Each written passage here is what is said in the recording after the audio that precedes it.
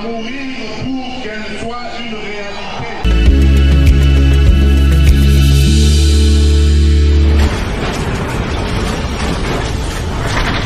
Ma mission TV, le miroir du monde.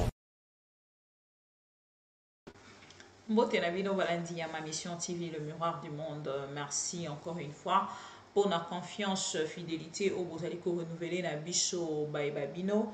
To le barato zali liso na bino esika information ezali lito ina bino makolo na bino kotita en temps réel. Tozongi liso sur le pour que to solo la Congo, mais plutôt cette fois-ci na conscience na réveil ya conscience na biso lelo to lingi mingi to meka ko interpeller bato o nyonso ba obeta maboko pour Félix Tshisekedi akobina na madame na belle famille na. C'est très regrettable en fait tant to kotalisa bato ke tokoki ko comparer ba sentiment ya moto akokamba mboka te na peuple congolais. Tokoki ko comparer yango te. Mais bato bakokumisa Félix Tshisekedi balobi ke te tokoki ko comparer. Parce que y pas azali moto aza pe na besoin ba sentiment. Yango bomoni vidéo moko na tiaka ya ndeko Jean Goubal o ayebisaka biso alobi to ana mboka ndombolo. Même le président de la République ndombolo. Bato nyonso secteur nyonso ndombolo. Ce n'est pas pour rien. Na koya pona ko interpeller ba Congolais. Makambo ekoleka na est on dirait ezoko zwa biso te, on dirait etali biso te. Natuna ki bino question dernièrement. Pourquoi drapeau ya République démocratique du Congo eko flotter te? Pourquoi drapeau ya République démocratique du Congo eza mise en valeur te? N'est-ce pas autre qui kobenga déjà balkanisation? Beaucoup rêvé. Beaucoup fait mwanga chuchu. Mwanga chuchu. Mwanga chuchu. Je vous ai dit pas plus tard que quelques jours que affaire mwanga chuchu o bazo linga ba faire croire bino na IDPS ezali ya côté bongo lokuta ezali lokuta ya makasi bondimelanga bato bakondima te bakomi kaka soki bamoni boche titre ya mwanga chuchu. Moi je mettrai le titre ya mwanga chuchu kaka soki na moni procès na eza de tocheli bino mwanga chuchu. Nous ne sommes plus là pour rester à chercher de l'argent ou des vues. Non. Nous sommes là maintenant pour conscientiser les Congolais. Nous ne sommes plus là pour faire la promotion de Félix Tshisekedi pendant que Mbokezo Kende. Tolandi ensemble Nabino. Ndeko Félix Tshisekedi. Na kati ya conseil de ministre, ndeko Jean-Pierre Bemba Kotali Sabonga zali ko annoncer que bako kende na kosala une réunion na ba ministre ya ba pays nyonso ya Grand Lac ou ezali na EAC bandeko na seki nalobi bato ya IDPS sengeli siko nde bo banda déjà koyebisa biso bobeta kitango awa bobeti maboko bolobi ke non ndenge fachi sikoyo ache Jean-Pierre Bemba tolobaki ndeko Jean-Pierre Bemba simbi touche parce que ce n'est pas du tout normal. Bon mona ke Félix Tshisekedi accepte de son côté ya kozwande konabiso Jean-Pierre Bemba ya kotia na poste moko oyo ye moko aza conscient que poste wana c'est juste pour salir le nom de Jean-Pierre Bemba. C'est très regrettable de voir aujourd'hui yango na koyebisa bato dans 10 ans tende tokozwa classe politique mosusu. Je ne pense pas. Je ne sais pas si c'est beaucoup, mais c'est vraiment regrettable que ce n'est pas dans 10 ans. Nous avons classe politique mosusu. Classe politique où il y a valeur, considération, où il défendre la République démocratique du Congo. Ce n'est pas dans 10 ans. L'armée congolaise aujourd'hui est humiliée par Félix Tshisekedi. Je le dis bien et je répète. Ceux qui armés na biso ezali humilié lelo na moni lobi nzambe tango la tala bato ya IDPS lolenge ba adoraka à la place ya ko adorer République démocratique du Congo, ils adorent plutôt Félix Tshisekedi. Abini tala ndenge fachi abinaka fachi abinaka omonende fachi abinaka. Ils sont plus dans la distraction au lieu de nous rejoindre pour que tout meka ko défendre ensemble na bango les valeurs. Ce n'est pas le cas avec l'IDPS. Ce n'est pas le cas avec l'IDPS. L'IDPS aujourd'hui, avec toutes de personnes qui soutiennent Félix et Tshisekedi, va penser en fait la République démocratique du Congo aujourd'hui appartient à Félix et Tshisekedi. Vous vous trompez pourquoi? Parce qu'aujourd'hui, est-ce qu'il y a la République où ils sont en danger? Ce qui est kokende na maboko ya bato on a le lenge to komona déjà. Merci beaucoup na Papa Ngwanda. Et les enfants de Papa Ngwanda, vous devez être fiers de votre papa. Oui.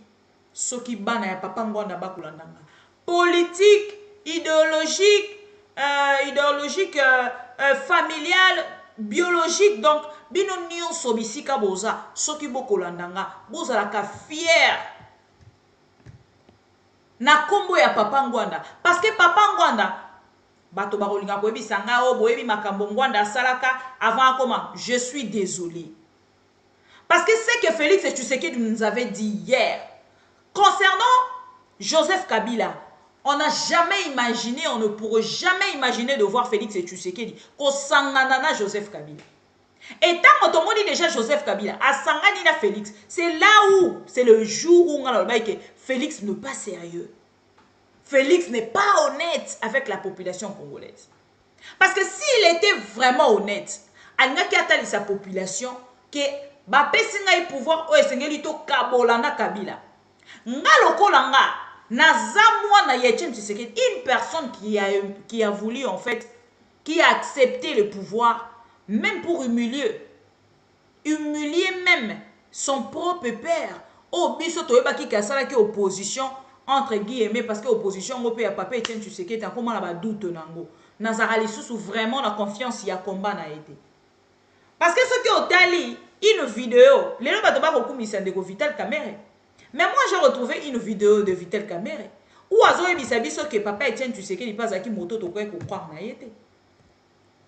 Ah oui, ça ne vient pas de moi. Vous montrer cet accord, mais moi je vais vous montrer un exemplaire d'un accord signé de la main du président de votre parti politique, Etienne Tshisekedi, avec le Rwanda déjà en novembre 98. Novembre 98. Nous avons beaucoup de cartouches, mon frère. Je vais vous sortir des cartouches de 1966. Etienne Tshisekedi, ministre de l'Intérieur. On lui donne l'argent pour indemniser les victimes de la rébellion. Où est passé l'argent? Bolandi. Donc, papa Etienne Tshisekedi, dans son combat, au peuple congolais, il a la pongia ba bébé. Pour que non, papa Etienne Tshisekedi a kobunda pour na biso boyoki.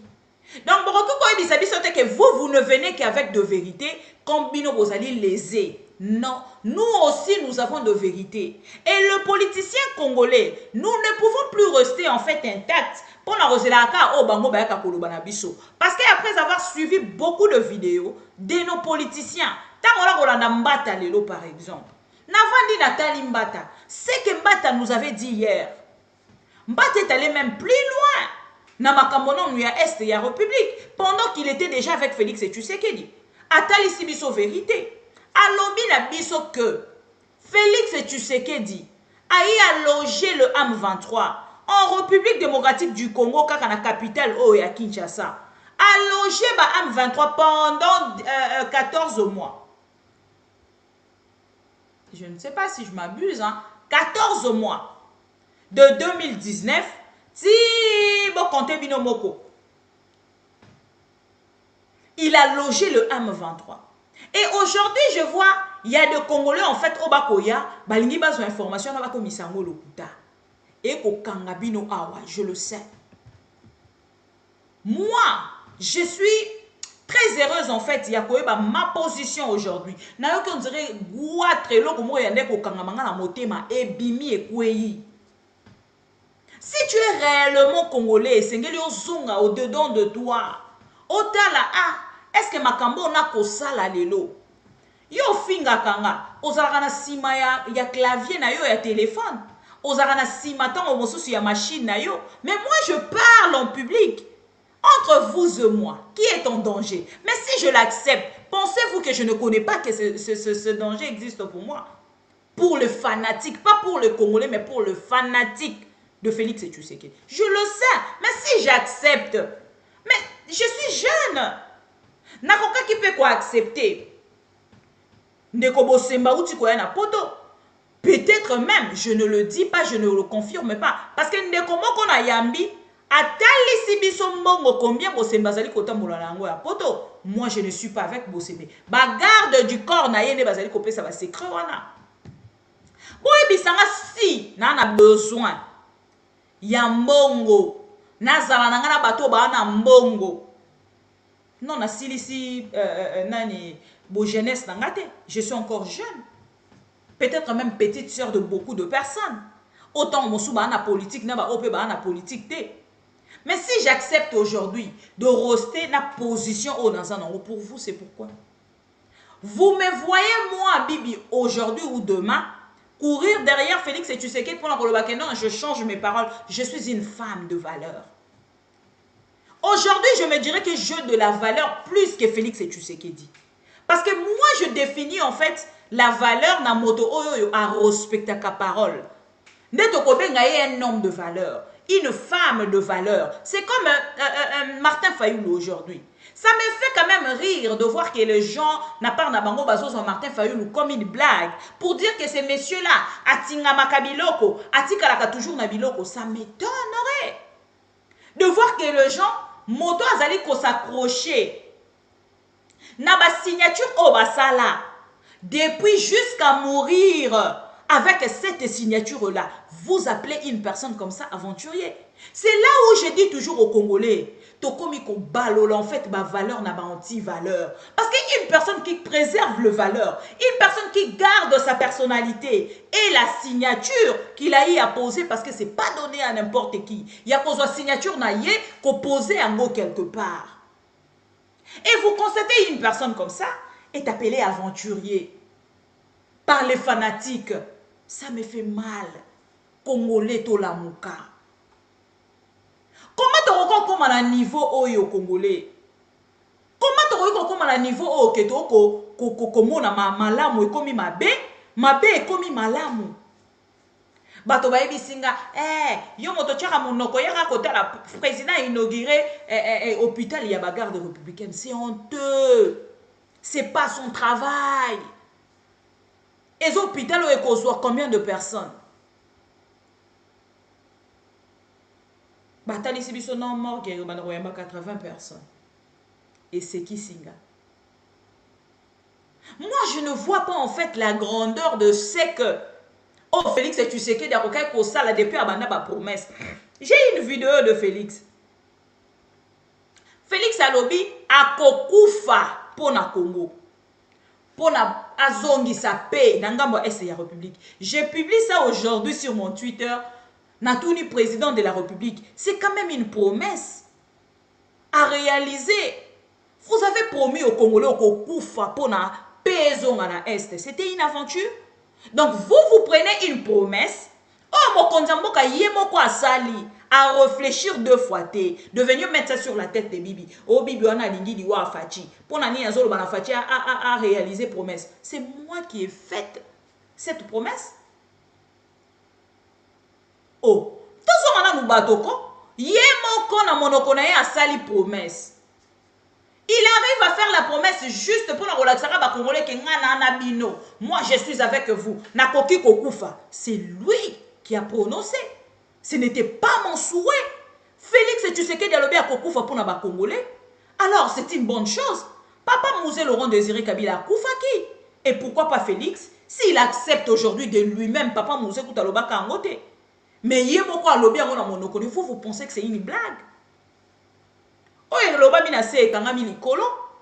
Même si vous venez demain pour retirer, oh non, je retire. Non, non, non, non, non, non, ça vous ne pouvez pas retirer.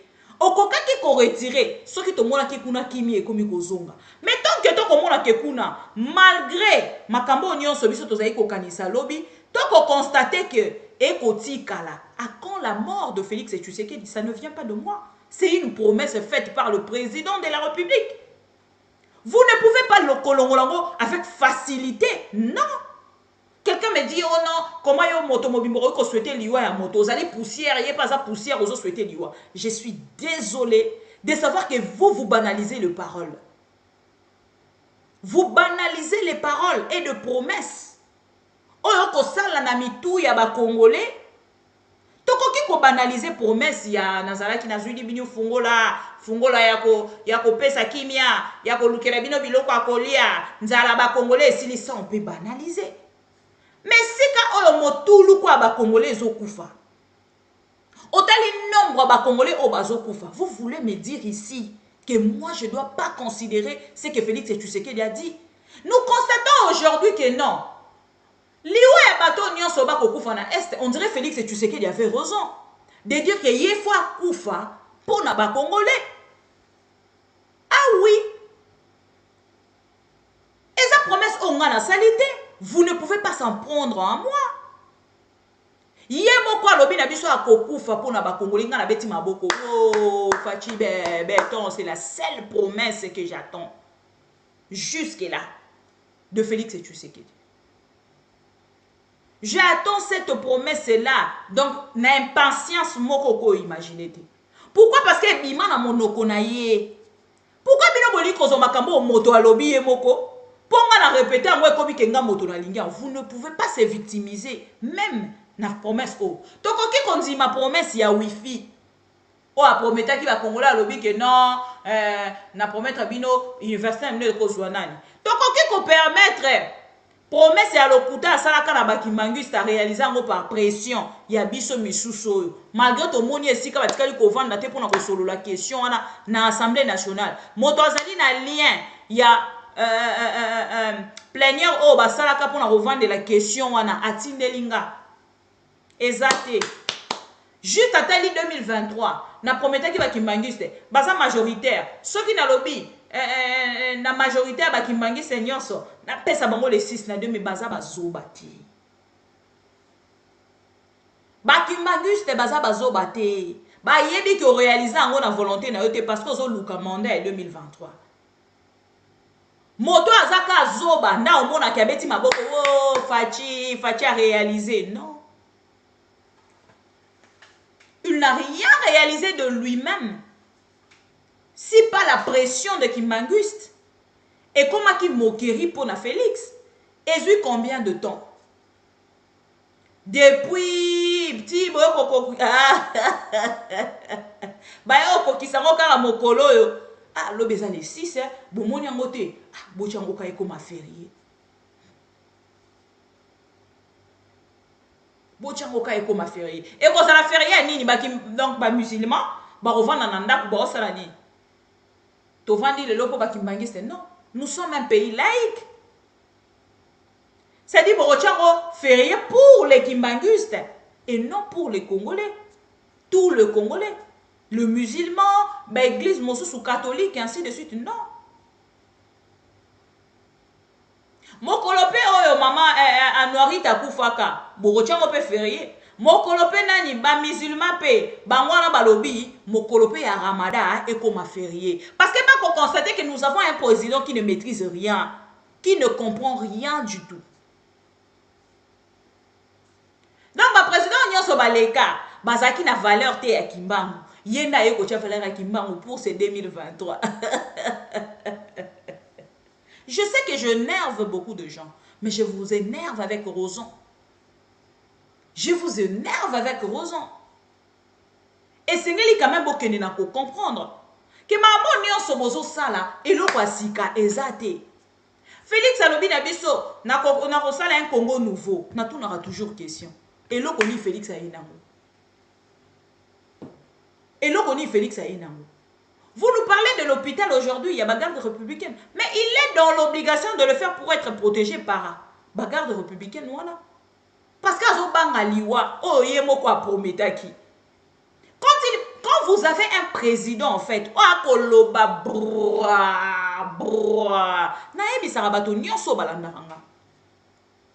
les problèmes avec Félix Tshisekedi et sa langue. Son premier ennemi. La première ennemie de Félix Tshisekedi, c'est sa langue. Après, aujourd'hui, il a dit complété. Parce que si Félix Tshisekedi avait une bouche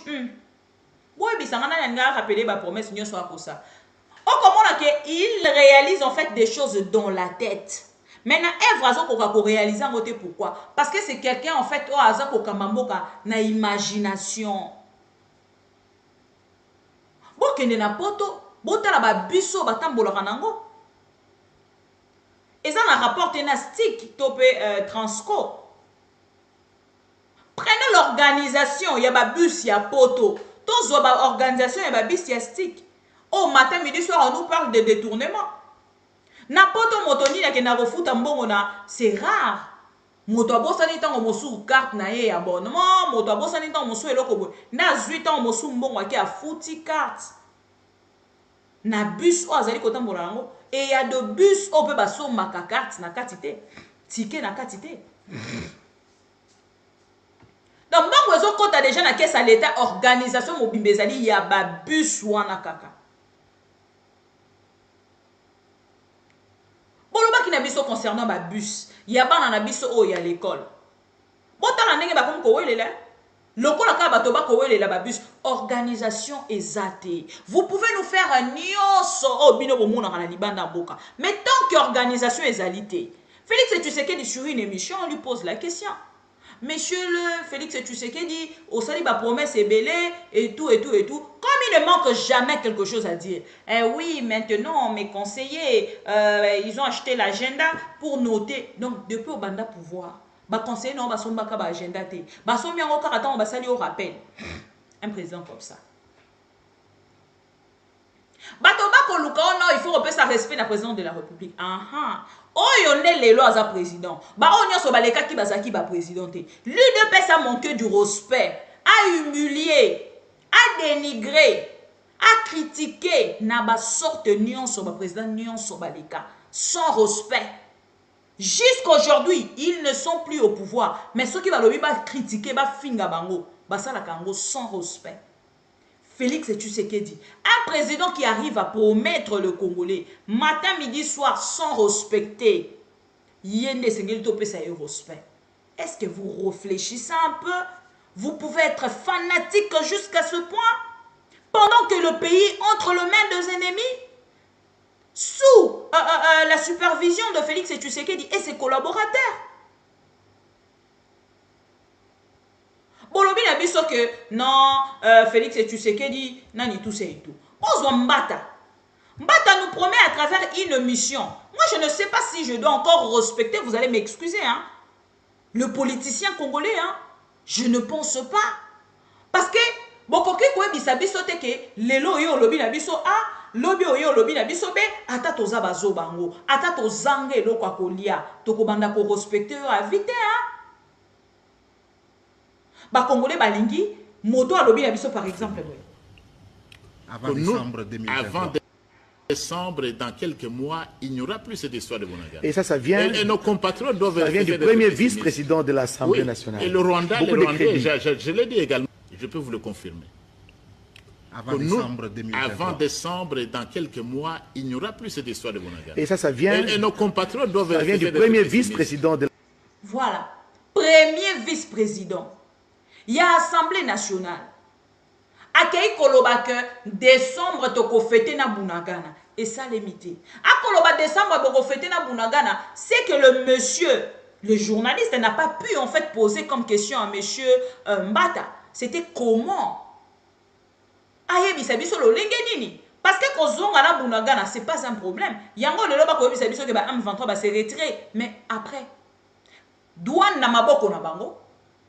Nakotuna lelo ndeko Jean-Pierre Bemba.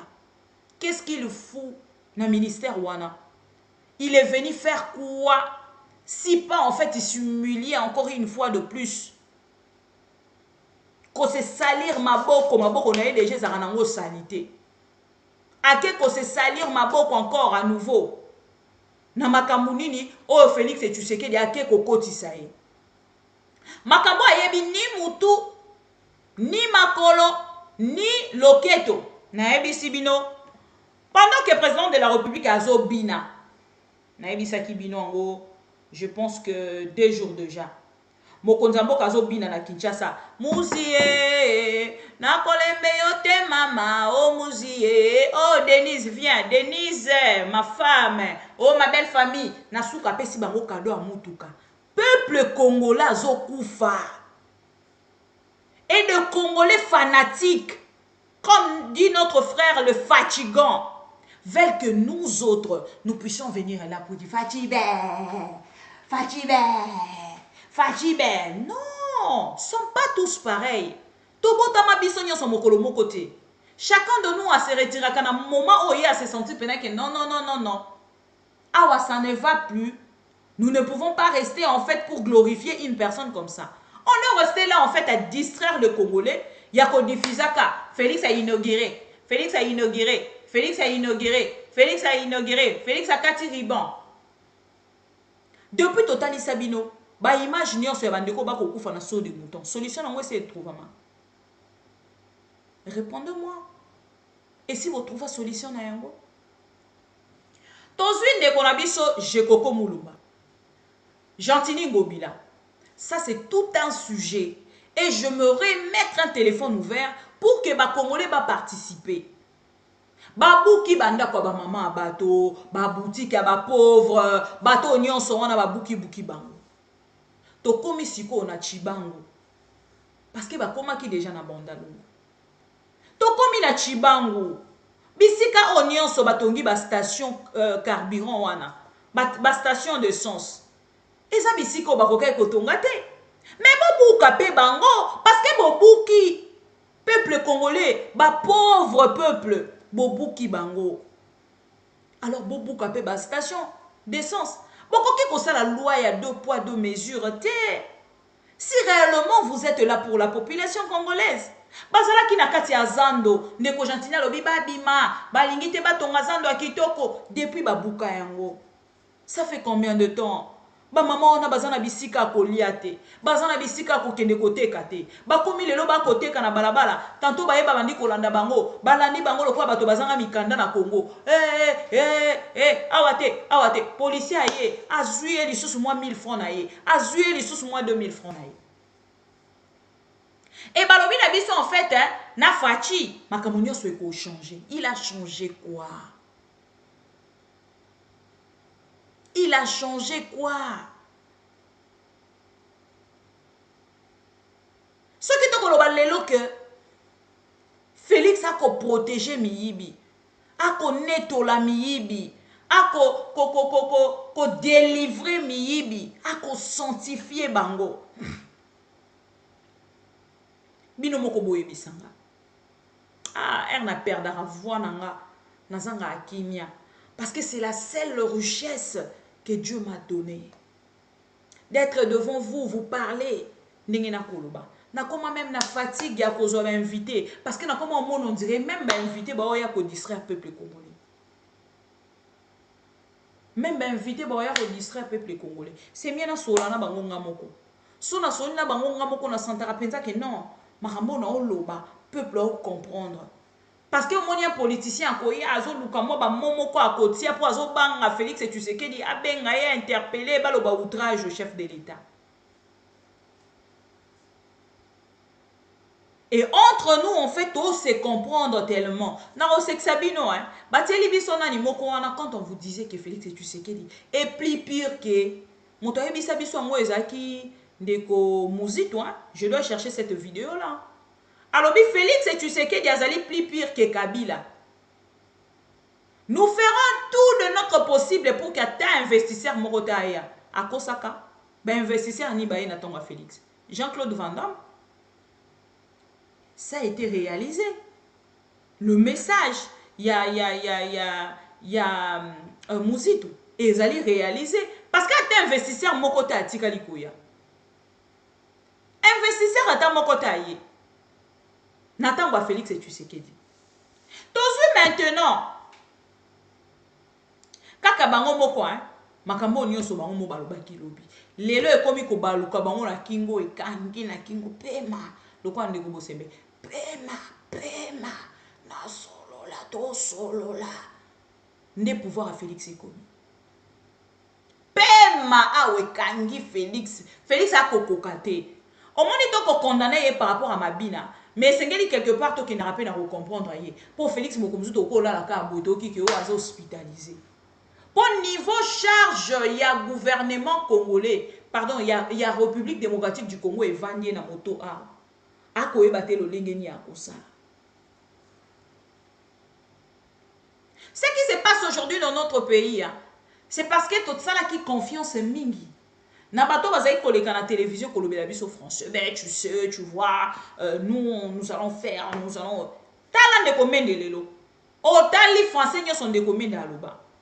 Tant autant koloba que Félix aza plus pire que Kabila, plus pire que ba président Obaleka, batoba kondimate. Nathan wa Félix et il y a Joseph Kabila ba ko kata biso connexion. To beza violation ba droit. Comment ba ko kata biso connexion biso tona makambo na biso ko sala. To komi ko kende tina port Yangobila. Pona ko kende ko sala nini? To sombi ba sim na Brazzaville. Po to sala nini? Ti moto moko aza na Dubai ko biso bo télécharger VPN. To télécharger VPN mais comme na niveau moko na ba ko kata biso na VPN. To so ko kalisuté. Ah, mais to ko sala nini? To komi ko kende na Brazzaville to sombi sim. To téléchargera des émissions kuna to toke na ba hôtel à minene faut somba plan moko ya danger pour que informer ba nous on a eu à le faire. Osana posa o informer ba donc o mikangi na kati ya hôtel moko boye wana o misombeli biloko akolia to mosu ya 20 30 euros 30 dollars 30 40 dollars même. Dépense na yango wana journée mobimba pour nous sanyo télécharger une seule vidéo. On souffrait de ça. Oh nini ba ko sala biso. Lelo Félix Tshisekedi atali ministre na moko boyembe Eberante, monsieur Eberante na mitali depuis ba na ministère ali ara mbongo. Et comme ko culpabiliser. Ndeko Eberante avandi atali alobi ah nini na ko sala pour que ngape ba yoka ngai na existaka e bato bayoka kaka na belaka mais koyoka pena ke na kosala mosala liboso ezaki na bazali na problème à bureau ye na nani na monsieur Mwindo Nzangi bazaki na problème à bureau balali balamuki balobi tokosala nini bango na baye sikoyo oh non nous allons contrôler les emails nous allons contrôler le message WhatsApp nous allons contrôler le WhatsApp ceux qui le message ceux qui nini tout ça. Monsieur Eberante, je viens ici pour vous informer. Le problème de fake news, oyo koloba, et c'est que l'on soit penza ministère non mobingo que nous avons na kati ya IDPS. Tala makambo ba kosala na mwanga chuchu. Information à l'okuta, ba kotambusa yango matin midi soir ba koleka na yango na télévision. Donc ce qu'on a vraiment a besoin ministère na yo etambola, il faut que nous kotia yango na kati ya siège ya IDPS. Na kati ya siège ya IDPS e kotambola malamu. Parce que kuna eza fake news matin, fake news eza le roi ndenge ba pesa biso ba cure na hôpital matin, midi, soir. Ndé kuna na IDPS. Donc fake news eza la kuna donc chaque jour ba préparaka eloko ni tokoko sa ba congolais. À la place ya ko sa la promotion ya président na bango o essa échoué. Et bato nyonso ba message en fait na fake news ya IDPS et comme la paix bango loko à moins nourriture. Et comme la paix bango loko à moins nourriture. O comment la moi ça ko sa loko à ko respirer. Tout ça pourquoi parce que ça na posa bato balandaye na suka lobela kombo a Félix.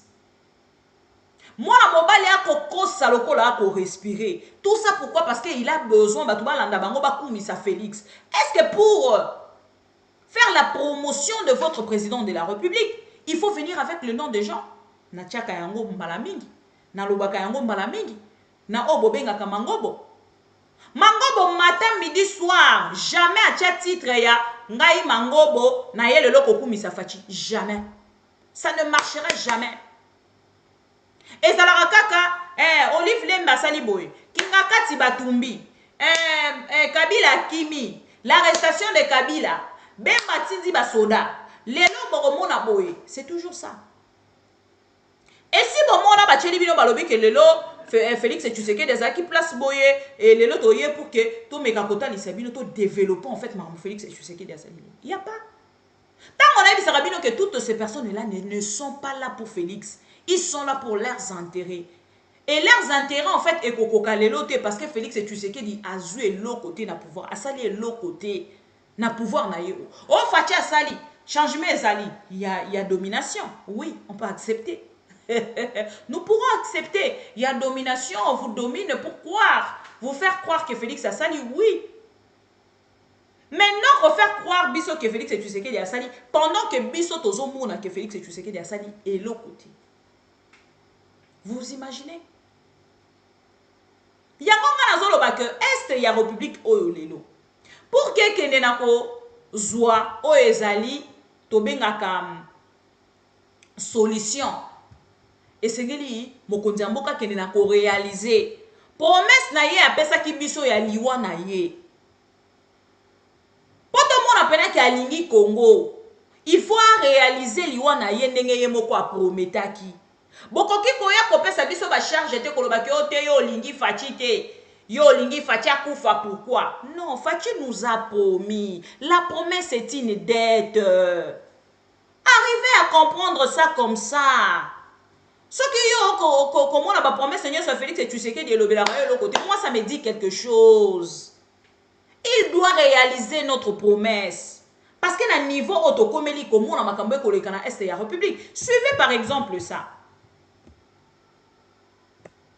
Dans la vidéo mo la chela rabino awa. Maintenant on a moni on a bi il faut bolandango quand même. Soupçonner présence ya EAC na Natangela article 4 ya charte ya EAC et lobby boy. La communauté a la capacité à l'intérieur de chaque État membre d'une personne morale avec succession perpétuelle et a le pouvoir d'acquérir, de détenir, de gérer et de céder des terres ou d'autres propriétés, d'ester en justice et d'être poursuivi devant les tribunaux en son nom propre. Ndenge aussi to kota na kati ya communauté ya EAC. Congo a commis membre ya EAC. C'est-à-dire EAC a na capacité na pouvoir ya ko céder mabele. A ko vanda lobby, a lobby mabele ya Kiwanja et komi na Rwanda. Mabele ya Ituri to pesi yango Burundi, to pesi Uganda, to pesi Kenya. Donc wana zako ba donc état monsieur ko ya na kati ya mboka. Ya daya kutu tango na moni basali répartition. Na comme déjà ko banga balobi armée Burundi a géré par exemple tel coin, Uganda a géré Bunagana et autres, c'est-à-dire babandi a kokota en application et baza même na capacité à poursuivre Congo na justice parce que si tu signes encore ce qui est aussi accordé telle que capacité juridique article on a intitulé la capacité juridique il y a communauté donc alors à pouvoir lelo ya kolobake non Bunagana tozo pesa ngo pendant 3 5 6 mois et pas nani parce que tu commis mutumoro. Et vous allez même voir Félix Tshisekedi dans sa discours mora lobby, ça ne sert plus à rien de se discuter pour des morceaux de terre. Est-ce que les gens ont le temps d'analyser pourquoi phrase wana? Yango lobby te aza prêt ya coupé sa mabele. Yango biso tozo senga na ye et assez eza dangereux et assez ezali bombe, c'est le moment à l'ongwa. Et puis encore au temps bazar au lobayango, c'est-à-dire même Félix Tshisekedi soki aza isusu na bokondité. L'accord va demeurer. Non. Mais est-ce qu'il faut, quels sont les mécanismes pour quitter? Et comment m'appelle la Kati? Il faut que ça la démarche. Parce que demande.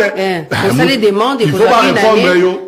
Il faut pas répondre que ton dimi bolongwa. Il faut que bazo ou misabino. Pendant que bazo ou misabino va répondre bino. Pendant ce temps, ils peuvent exploiter parce que ça la charte est au signal yango. Et maintenant, c'est la communauté qui gère. Donc, yo bila au banzete, o aza ko perdre mingi na communauté ezali RDC. Exact Congo parce que. Ils ont bénéficié de l'autre côté. Rwanda zana bien ino ko céder biso. Il n'y a que le Congo des alliés paradis terrestre. Congo n'a aucun ko céder ba mabele o ba préciser. Céder des terres. Il faut que ne musika. Le Rwanda c'est un petit pays qui n'a pas de terre. Mais nana aucun ko céder mabele sur le Congo.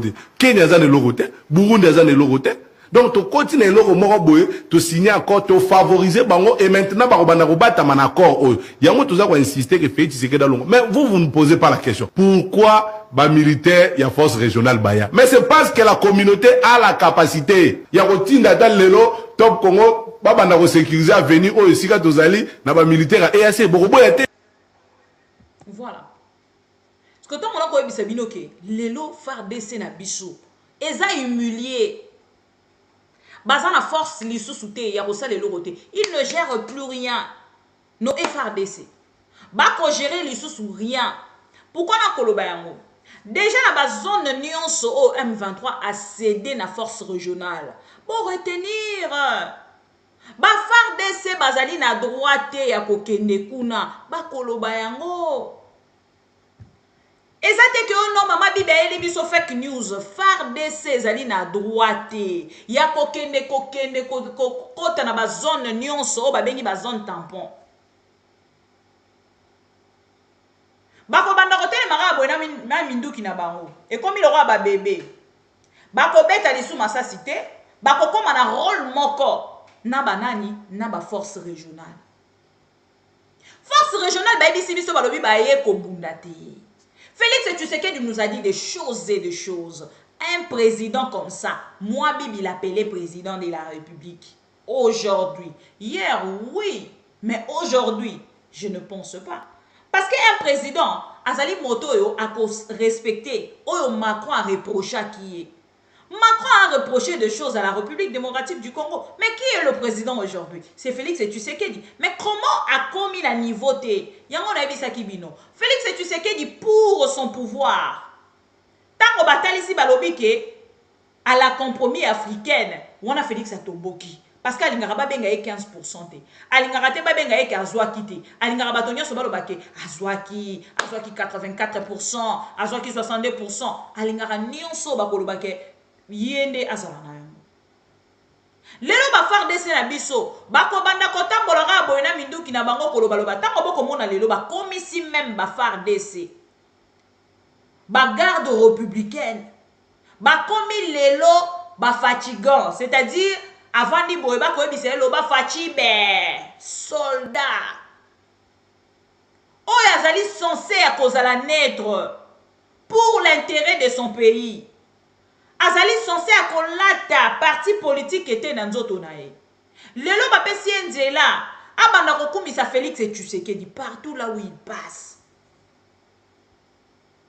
Boko mona soldat qui na mission qui kosa l'émission pour le baké biso ba matisela biso salaire pas Félix Tshisekedi. Mais basi ya ba soldat ba bi mama Denise yebisaka papa e salaire a soda e ezali muke salaire a soda e donc boko si na gauche na droite vérité bimi yango ndo objectif ya maman bibi toyaka na ba preuve toyaka na matière na télévision pour congolais alia comprendre.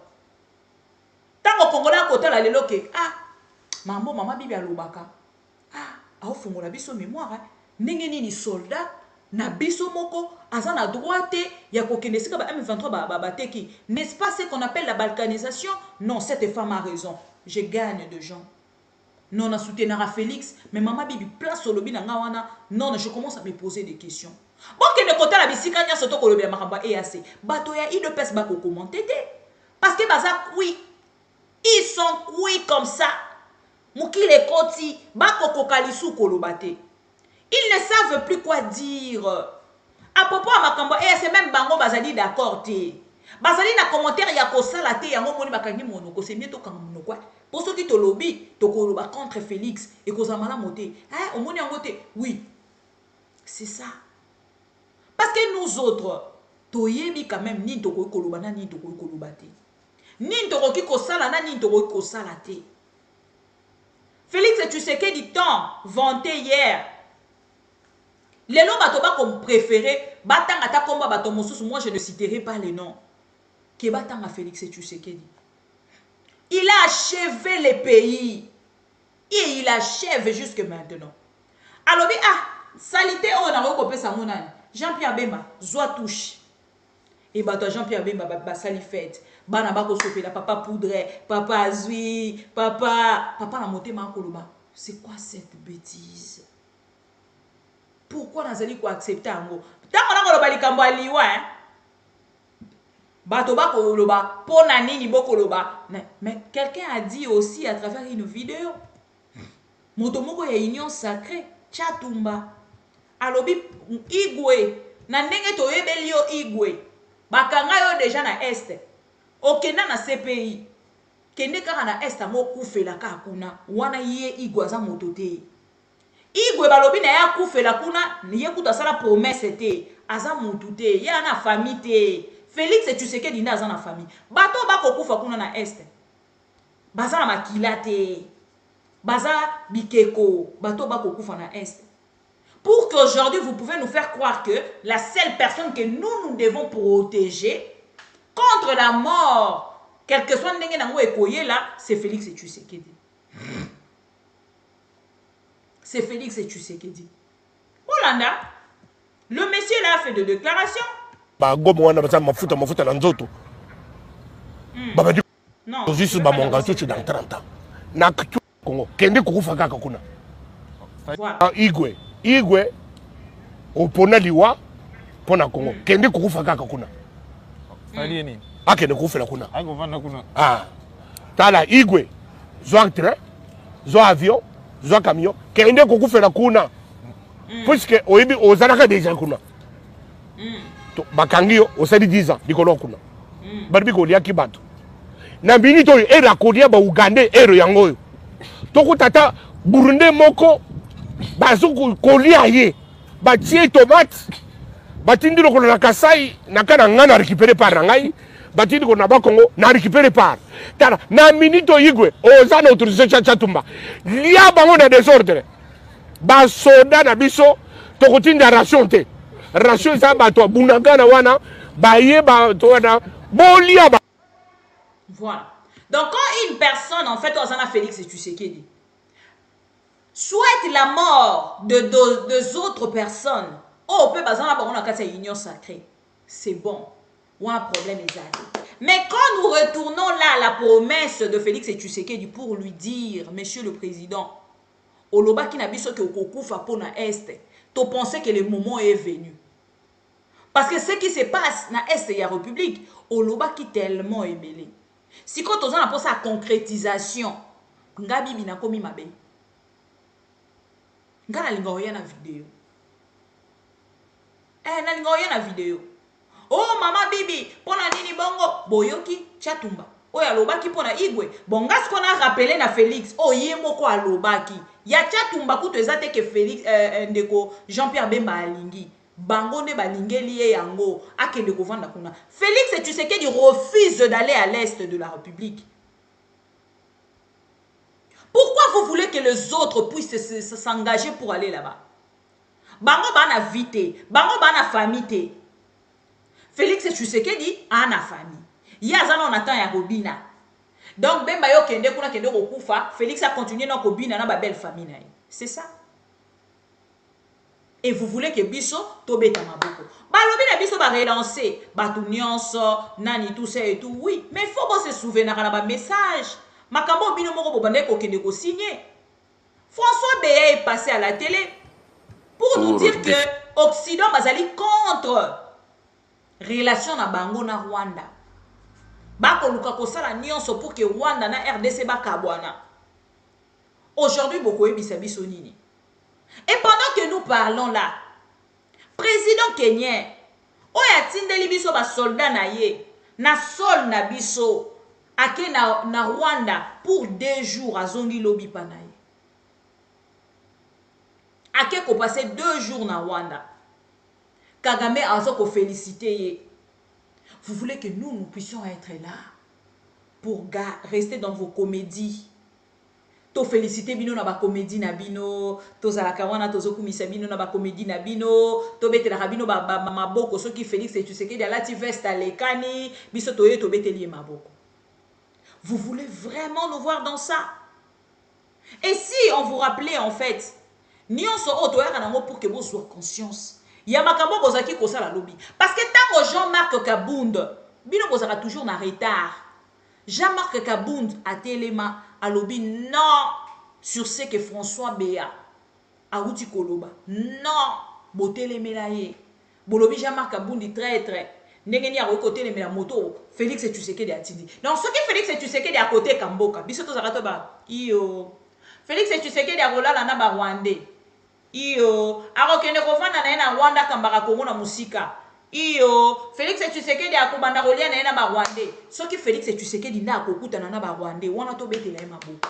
Soki moto mosusu akutani na ba Rwandais, balobi te ya za traite. Pourquoi? Bo bimisa na biselele. Parce que bokota li biso te ke biselele akenda ki kuna na volonté na ye moko. Biselele est parti na volonté à Félix Tshisekedi. Donc Félix Tshisekedi a le droit de voir qui il veut.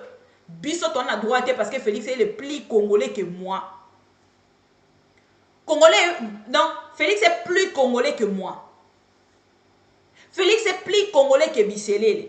Félix est plus congolais que Kabound. Félix est plus congolais que toutes les personnes au Bazali na Katia Congo. C'est ce que vous voulez nous faire croire. Nous parlons aujourd'hui de Léa, c'est vous, vous avez même quelque chose à dire. Les fatigants, les fanatiques de Félix Tshisekedi, vous avez un mot à dire. Sur l'Est de la République, vous avez un commentaire. Bozanga Soni, Mbokezo Kende, Batende Libiso wa soldat, Oyo Bayena Mboka na biso toyebi rôle baye ko jouer te. Na ba armes lourdes bazoko na kati ya République démocratique du Congo. Tous commenter, nous n'avons pas le droit parce que nous n'aimons pas Félix Tshisekedi et son pouvoir. Vous êtes vraiment malade? Vous êtes vraiment perdu? Parce que ceux qui boivent congolais à 100, ou ceux qui boivent kati makila na bino ganga Congo, bon a droit ya lobate bino. Reculez quand même. Cachez-vous si c'est où je ne sais pas. Vous n'avez pas le commentaire à faire. Surtout pas dans Makambo Est, il y a République. Parce que la personne où vous allez en tête, il y a Makambo Lelo, c'est Félix Tshisekedi, votre président. Comment nous devons en fait vous apprendre ça? Et c'est que Mekakoti a mis une seringue pour que vous compreniez ou vous pirigez pour comprendre. Suivez cette vidéo-là. Pour défier le monde entier, surtout les Occidentaux, qui ne veulent pas que nos deux pays s'entendent.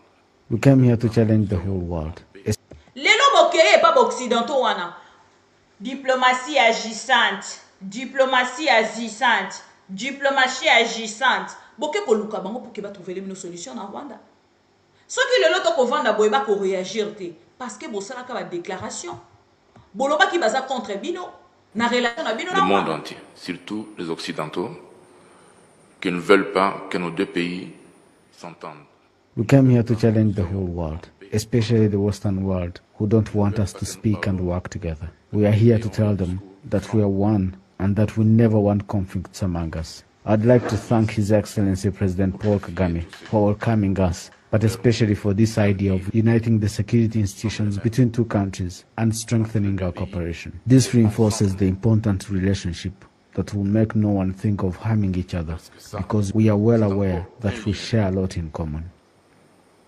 Un lien très important qui fera que personne ne pourra penser à faire du mal à un autre, tant que nous savons que nous mangeons de la même assiette. Rwanda's Chief of Defense Staff, CDS, General... Vous avez le droit de manger dans la même assiette que Kagame. Et les Congolais n'ont pas le droit de parler. Parce que vous, vous êtes amis à Kagame. Parce que vous, vous êtes la famille de Kagame. Vous vous trompez. Félix Tshisekedi nous avait promis qu'il allait mourir pour le Congo. Nous attendons cette promesse-là avec impatience. Et je pense que les Congolais vont se joindre à moi pour demander à Félix Tshisekedi de réaliser. Il va aller au front, comme le président ukrainien à Kosala. Il est dans l'obligation parce qu'il est là pour nous. Félix est là pour nous. Nous les payons chaque fin du mois. Alors, il y a un salaire. Maouti kosoma mutuka. Pour la belle-sœur Naya, son bien le lengeni. Bino batokolobi que Félix a le droit. Il a dit qu'il n'avait pas de salaire. Aeba ki salaire na yete. A futa marate. Ce qui a futa marate. A somi mutuka belle-sœur Naya le lengeni. Nous ne sommes pas des dupes. Nous ne sommes pas des dupes. Nous connaissons tout ce que vous faites. Toyebi ango bisika nyoso boko leikana toyebi. Réaliser la promesse pour na kimia na est. Bo bengane la biso ba EAC. Bo kende ko retirer signature. Le monsieur que vous avez suivi. Makamonion sont à lobby. Mais est-ce que bo koyeba que makamonion sont ndeko o à lobby sur EAC? Bo ta la drapeau ya RDC ninge ba ko fina yango lelo bazu ya EAC ba ko pepaka aboy. Pourquoi EAC bazali déjà na ba drapeau ya ba mboka nyonso wana? Baye na mboka na biso drapeau na bango nde ko tomba maboy. Ya RDC ba ko bambango, ba ko bombango na se. Bolingi to lobate, les complices de Kagame, les pouvoirs de Félix Tshisekedi. Les complices de Kagame, le fanatique de Félix Tshisekedi, vous êtes complices avec Kagame. Nous allons vous étaler comme ça. Le quoi maïe bonazando. Toko tiabino na mesa. Et ba Congolais ba koka moi. Lolenge lobi boko zale exposé na wenzabitula.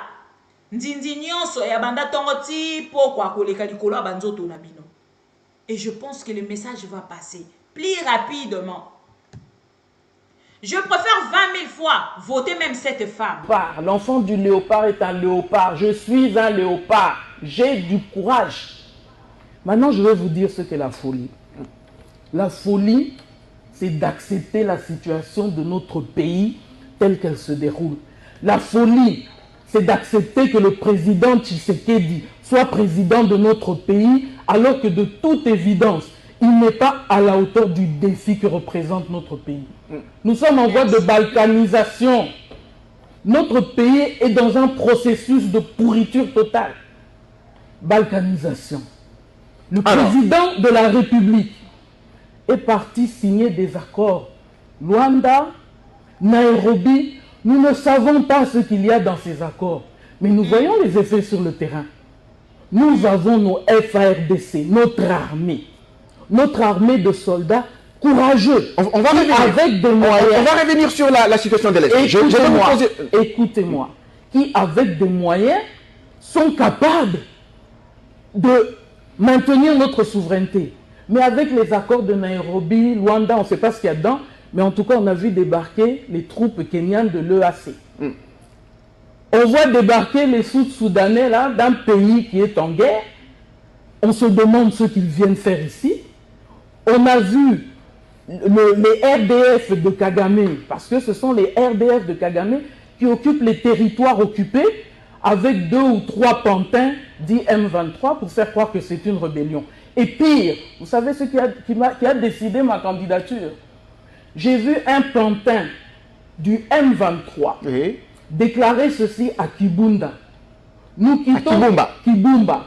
Nous quittons Kibumba et nous remettons cette localité entre les mains des forces kenyanes. Si les FARDC osent revenir sur notre territoire, nous allons revenir et nous allons les chasser. Alors là, j'ai dit non. Ça, c'est la balkanisation. Ça, c'est l'occupation. On va revenir sur la situation. J'ai décidé de présenter ma candidature. Alors, Batoïde Pes, Balingi, Tozouango, le quoi théâtre. Des déclarations comme ça, graves. Pour la bango, c'est normal. Pour Félix, ça a pouvoir. Vous allez regretter ça. Félix a quitté pouvoir n'a pas pire de manière. Parce que ça se sent déjà. A Kolongwa pouvoir et cause à la 13 millions pour na batonio sur de pes. Pour ma cambo nyon soto ko accepter na Félix Totika la ko accepter angona président mon côté. Le loba M23 baza ko humilier mboka na biso na ba déclaration na bango ezali ko tambola monde entier. Et ba accord wana Félix et Tshisekedi akenda ko signer yango azala d'accord na yango.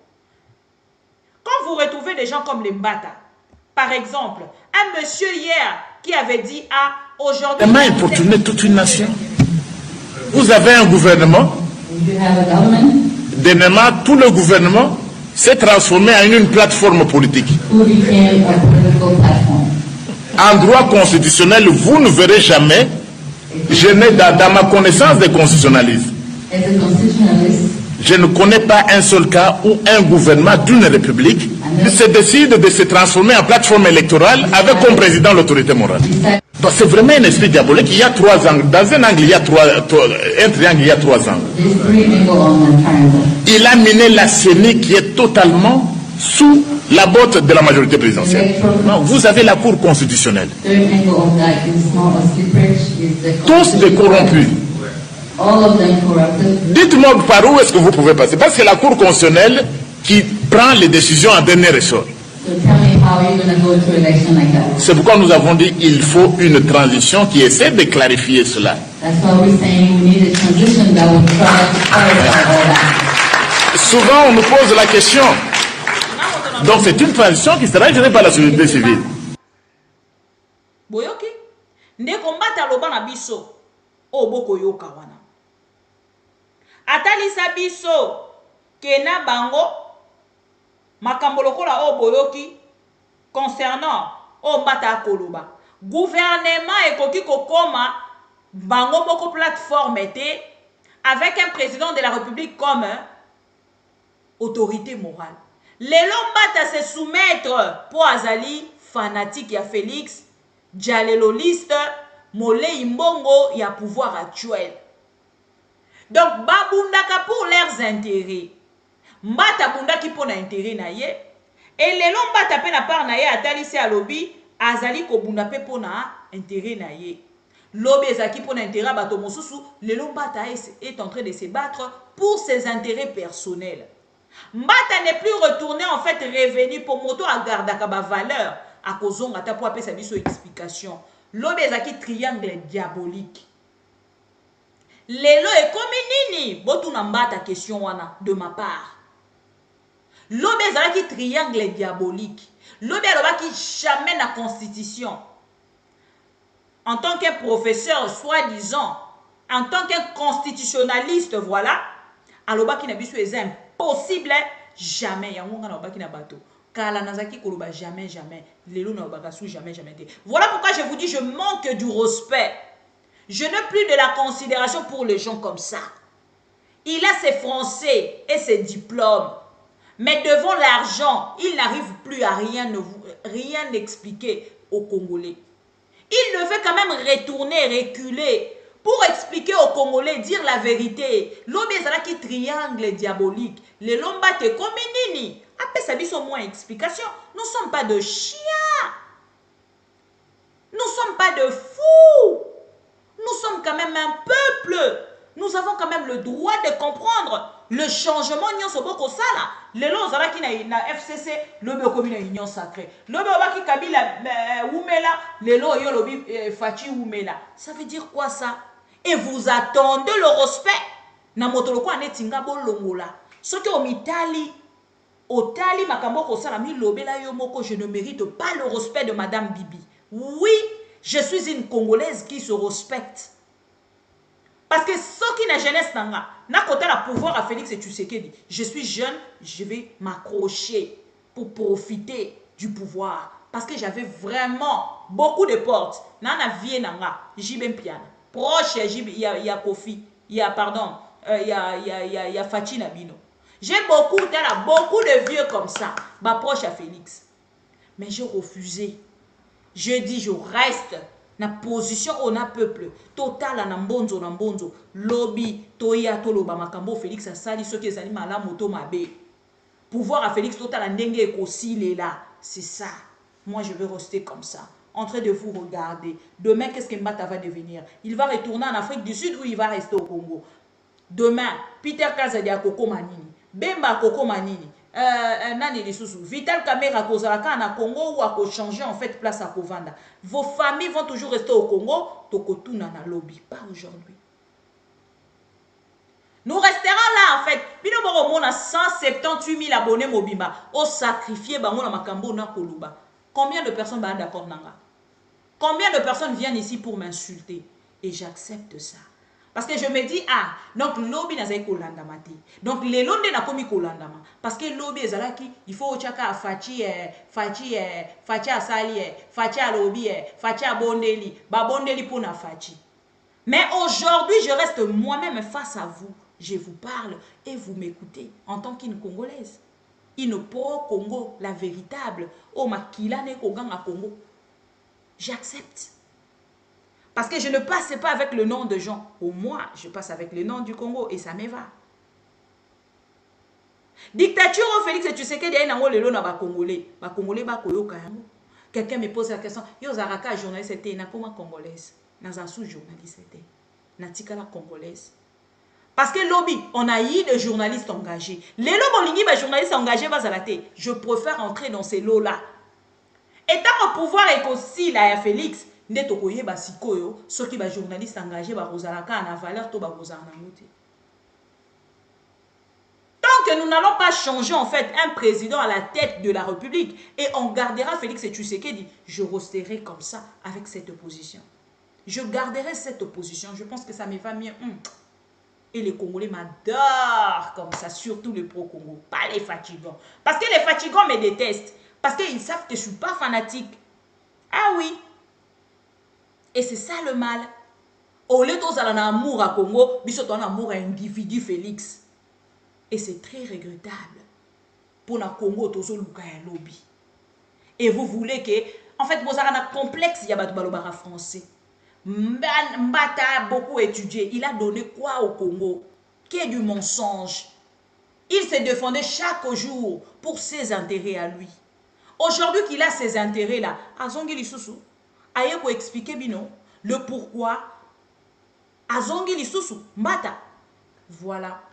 Et c'est de gens comme ça que le Congolais, oh merci beaucoup Nandeko Nabiso, oaza conscient Jean Goubal, nako bonde la mo mobile atalobi comme président de la République comme ça total. Bokamba mboka wana ekozala lolenge nini. Merci beaucoup Ndeko Jean Goubal. Pourquoi je suis révolté? Parce que le Congo, c'est le pays le plus riche du monde. On ne peut pas laisser une terre aussi riche à un peuple aussi idiot. Ce que c'est un peuple, Bagobo Maliboso et Zabiso. Mindele Baya sur place, Baba Nokotoka Diamango Bango Moko Awa, parce que Batouana Babina Nanu Ndombolo, des idiots. On fait le Ndombolo, la classe politique et ça, Ndombolo. La classe qui se dit religieuse, et ça, Ndombolo, les artistes, Tika Bakolo Ndombolo, vous de la presse, vous êtes ndombolique, la science est devenue Ndombolo. Tu veux que Jean Goubala a révolté? Tu veux que je vive comme tout le monde? Nazoye ba ke kalaming tele muso ba oboto la biso Congo. Kamwa Rwanda mutu mukego asa mangungu. Ta comme communauté internationale, ta ya Rwanda. Rwanda opena bujama ba ndoge yemoko aningisi Rwanda. Rwanda mayele akoningisa Rwanda. Rwanda comment ça na Congo? Vous voulez que Jean Goubala soit tranquille?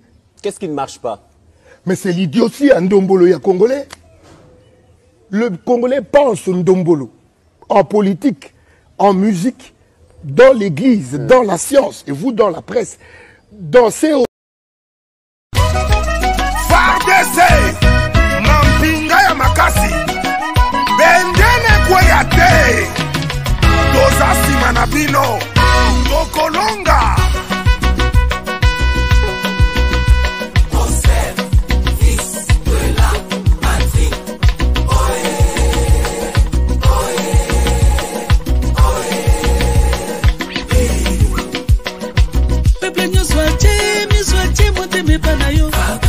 Peuple nous soit moteme panayo eloko makasi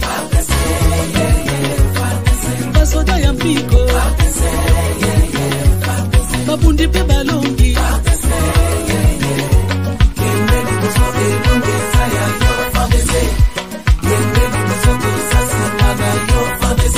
FARDC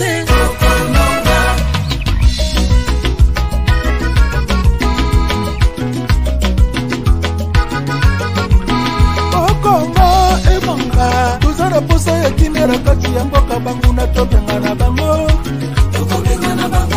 banguna tobenga na bango bayuma tosuta bango bongo héritage bakoko batikela biso awa na mokili tokolinga te banguna baswata eteni moko ya mabele na kongo oyo FARDC solo bozali bilombe ya mboka monguna nyonso akomeka RDC akokutana na mapinga ya makasi FARDC mboka mobimba na nsima na yo devise na biso ne jamais trahi le Congo FARDC arme ya mboka peple aza nsima na yo ya mpiko elimisa monguna libanda soda bokasi bengana monguna bimatika mboka na biso Kongo Kongo ya bankoko Kongo ya banka toujours kai baluishi bakulwa kabiji tuyai muntu kashaki bukwata mutu bukwata shimwe kimujinjita ya este nyinga malaja muchima bene lukuna bashipa bantu ibane bubanji bwetu FARDC batutula bajila bakalaba chu bayakashidi bapangi bangwashina betwe bana mayumbu bene kusabasa betu telema nani ma FARDC boke fwa bampangi na beto hanzanje boke ibe boke fele ba mama na beto bana kipa vita bapola kate bakokoka pisote bana kimbangu bapola kate bakokoka pisote bana lumumba bapola kate enemia koti na mboka mosala koyiba richesse na biso azako boma azako viole FARDC nyata wa baba wa mama vitanda tu